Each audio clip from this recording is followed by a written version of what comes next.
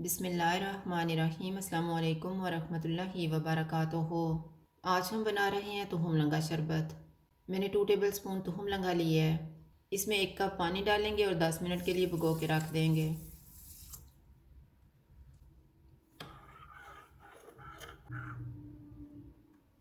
अब हम शरबत बनाना शुरू करते हैं। मैंने 5 कप दूध लेके इसको उबाल के ठंडा कर लिया है।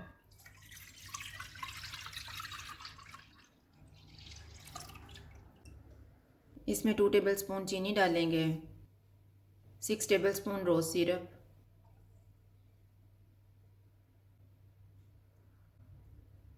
इनको मिक्स करेंगे।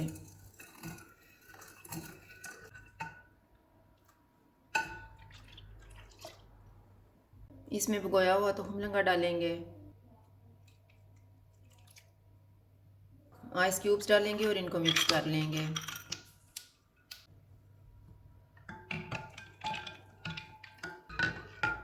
शरबत तैयार हो गया, इसको गिलासों में डाल लेते हैं।